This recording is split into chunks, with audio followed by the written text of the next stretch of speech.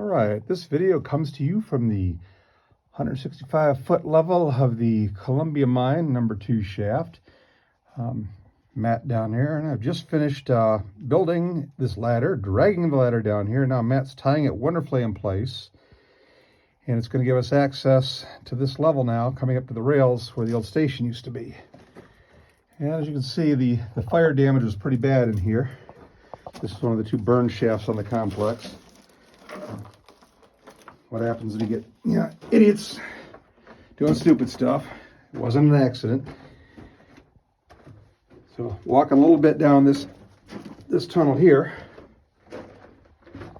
down through the burned area, we got some timbering and cribbing here, and just into this, we hit this serious collapse over here, which is messing my day all up.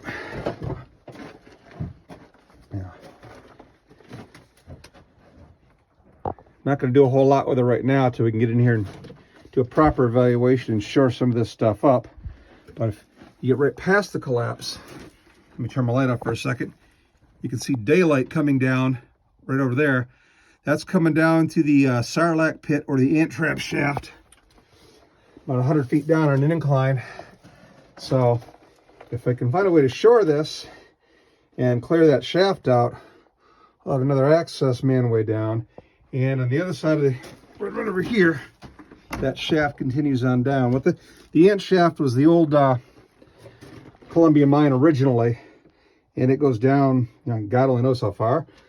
But I get to this point here, intersects this level. The Anaconda Company in the 40s built this shaft behind me now that I came down, and bypassed all this stuff over here. But I'd sure like to be able to reopen that. If not for access, at least to get some ventilation tubing down here and bring the cold air up to my trailer. And if you get past the collapse over there a little bit, I was back in there the last time I was down here. It does go back in for another, couple hundred, feet and faces out. Your timbers are all these nice, logs with bark still on them, and these beautiful, rough cut, pieces of lumber all over the place that, if I can get some of this stuff out, I'd sure have a use for it, but frankly, it's just not worth it. So we're going to stick with what we got here, and there will be more video in the very near future from this part of the Columbia. And just damn shame all this beautiful work has come down like this.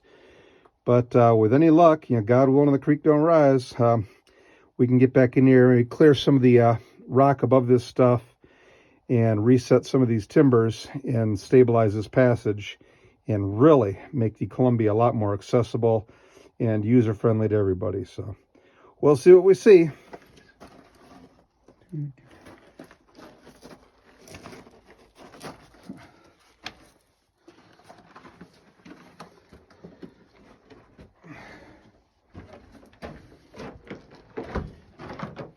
Still got some old rail down there.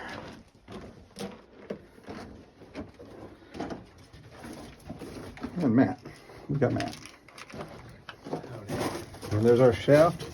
And the next segment, we're going to cross over that section of rail and explore that area over there. Stay tuned.